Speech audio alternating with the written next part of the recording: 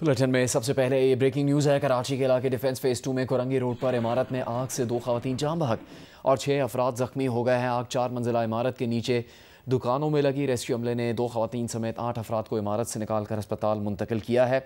हम बात करेंगे जियो न्यूज़ के नुमाइंदे जीशान शाह से। जीशान, किस तरह ये आग लगी और रेस्क्यू से मुतालिक क्या बताया जा रहा है इस वक्त? जी देखिए, बिल्कुल तकरीबन शाम के औकात में ये जो 4 मंजिला इमारत है, इसके नीचे एक वर्कशॉप बना हुआ था। जो इब्तदाई तहकीकात के मुताबिक बताया गया है कि यहाँ पे गाड़ी की मरम्मत हो रही थी और उस बैटरी में धमाका हुआ, जिसकी वजह से दुकान के अंदर मौजूद ऑयल और रबर के टायर्स में आग लग गई। आग बढ़ते बढ़ते इमारत की 3 मंजिलों तक पहुंच गई। ताहम इस दौरान इस इमारत के अंदर 3 खवातीन समेत 8 अफराद फंस गए थे, जिसको फौरी तौर पर रेस्क्यू हुकाम ने इनको दीवारें तोड़ के इनको रेस्क्यू किया और इनको अस्पताल मुंतकिल किया। ताहम अस्पताल पहुंचने के बाद में 2 खवातीन जिनकी हालत खैर हो गई थी, वो दौरान इलाज दम तोड़ चुकी हैं। जाँ बाग होने वाली खवातीन की शनाख्त सनिया और असमिया के नामों से हुई है। पुलिस हुकाम का कहना है कि जो दूसरी खातून है, अब तक की इत्तलात ये है कि वो यूके से तशरीफ लाई थी, यहाँ पे अपने किसी रिश्तेदार के रह रही थी, तमाम उनकी भी डेथ हो चुकी है। इस वक्त पुलिस आग को मुकम्मल तौर पर काबू कर लिया गया है। तमाम रेस्क्यू हुकाम की जानिब से इस वक्त इमारत के अंदर मजीद सर्च ऑपरेशन जारी है। बहुत शुक्रिया तफसील के लिए जीशान शाह। अभी दीगर खबरें शामिल करेंगे। लकी मरवत में इंटेलिजेंस इतलात पर सिक्योरिटी फोर्सेज ने कार्रवाई की, जिसमें भारतीय हिमायत याफ्ता 17 खवारिज मारे गए। ISPR के मुताबिक 26 और 27 सितंबर की दरमियानी रात फितनाल खवारिज के दहशतगर्दों की मौजूदगी की इतलात पर ऑपरेशन किया गया। दरअसल ऑपरेशन में फितनाल खवारिज के मुला नज़ीर ग्रुप के 7 से 10 खारजी जख्मी भी हुए। वीडियो में देखा जा सकता है कि फितनाल खवारिज के दहशतगर्द गार की जानिब भाग रहे हैं। हलाक किए गए फितनाल खवारिज के दहशतगर्द मुख्तलिफ कार्रवाइयों में मुलविस थे। वफाकी वज़ीर दाखिला मोहसिन नकवी ने कामयाब ऑपरेशन पर सिक्योरिटी फोर्सेज को खराजी तहसीन पेश किया है। वज़ीर मुमलिकत तलाल चौधरी ने कहा कि जो हमारे सिपाहियों और बच्चों को शहीद कर रहे हैं, उनसे कैसे बात हो? गोली चलाने वालों से गोली के जरिए ही बात होगी। दूसरी जानिब दहशतगर्दों के खिलाफ कामयाब ऑपरेशन पर इलाका मकीनों ने एहलकारों के साथ जश्न मनाया। सीनियर पुलिस अफसर बन्नू ने पुलिस कंट्रोल पर एहलकारों के नाम इंतहाई अहम पैगाम दिया है। बन्नू के सीनियर पुलिस अफसर ने कंट्रोल पर मैसेज देते हुए एहलकारों का हौसला बढ़ाया। कहा, तालिबानों तक बन्नू पुलिस का पैगाम पहुंचा दें कि उन्होंने जो करना था अब तक कर लिया। आज तक बन्नू पुलिस दिफा कर रही थी, अब पुलिस मैदान में आ गई है। आज से तालिबान आगे होंगे और पुलिस उनका पीछा करेगी। कंट्रोल ये सारे SHOs को बता दें, सारे चौकी इंचार्जों को बता दें। चौकी इंचार्ज MTO साहब उनके थ्रू मिलके 2-2 मोटरसाइकिल चौकी इंचार्ज बराबर करेंगे, रूलर वाले, और बाकी मोटरसाइकिल जो है वो थाने वाले बराबर करें। तालिबानों तक आज मैसेज पहुंचा दें कि आज से बन्नू पुलिस, तुम लोगों ने जो करना था वो कर लिया। आज तक हम दिफा कर रहे थे, आज से हम मैदान में आ गए हैं। आज से तुम आगे और हम पीछे, फिर देखते हैं कि क्या करते हैं। और लड़कों को भी बता कि आज से ये आगे और हम इनके पीछे। जो मेरे साथ ठहरे, जिसने साथ नहीं देना वो चुप करके मेरी छुट्टी ले और घर में बैठ जाए। दासफा खबर था होश में, मजीद एक बच्चा भी शहीद नहीं कराऊंगा।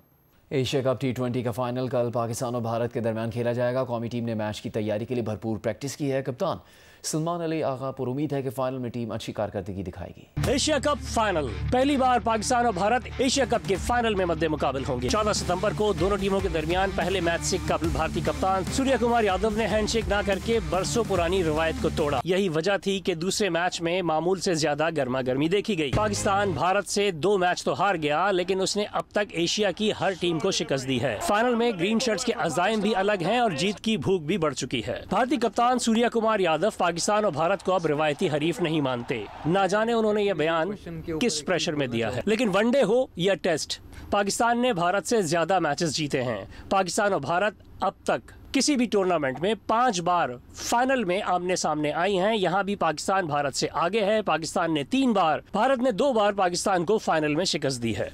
दुबई में मौजूद पाकिस्तानी शायकीन हमेशा की तरह पुरजोश हैं, अपनी टीम को सपोर्ट करते हैं, खेल को खेल समझते हैं। फखर जमान एक ऐसा प्लेयर है, अगर वो क्रीज में मौजूद रहे और वो खेल गया तो पाकिस्तान इंशाल्लाह जीतेगा। 180 तक का टारगेट अगर पाकिस्तान ने दे दिया तो इंडिया कोलैप्स कर जाएंगे इंशाल्लाह। उसकी बैटिंग एक वो अभिषेक शर्मा पे ही टिकी हुई है।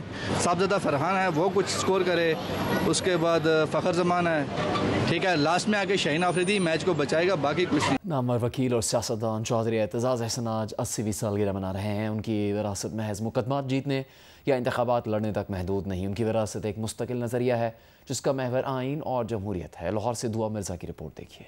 जिंदगी की 80 बहारें देख चुके हैं, खुश हैं? बहुत खुश। खुद को कामयाब इंसान समझते हैं? हाँ, खुद को कामयाब मेरे अपनी हद तक मेरी बहुत सारे आदर्श और ख्वाहिशें पूरी हुई हैं।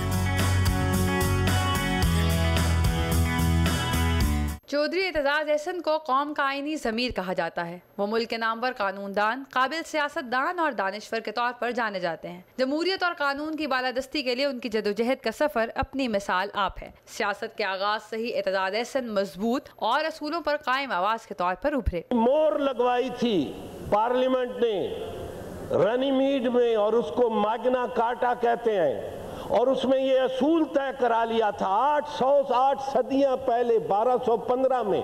एतजाज अहसन का कहना था कि सीएसएस में टॉप पोजीशन लेकर वकील बनने को तरजीह देना उनका जाती फैसला था। एतजाज अहसन की शोहरत का बामे अरूज चीफ जस्टिस इफ्तिखार चौधरी के वकील की हैसियत से वकला तहरीक का हिस्सा था, जिसने अदलिया की बहाली में फैसला कुन किरदार अदा किया। एतजाज अहसन ने बतौर मुसन्निफ अपना मकाम उस वक्त बनवाया जब उनकी जेल में लिखी गई किताब इंडस सागा ने शोहरत हासिल की। ये जो है इंडस सागा, ये इस बारे में क्या हमारी शनाख्त क्या है। मैंने जब ये किताब लिखी इस पे मैंने बहुत मुताजा किया। इसकी आप बिब्लियोग्राफी देखें तो 400-500 किताबों जिनको कोट किया, सोशियोलॉजिकल एंगल से, हिस्टोरियोग्राफी के एंगल से, मैंने हर जगह से जो तरफ से इसको एग्जामिन करने की कि हम क्या। एतजाज अहसन का मानना है कि पाकिस्तान का सबसे बड़ा मसला मुतबादिल क़यादत का फुकदान है। दिल बहुत दुखता। हमने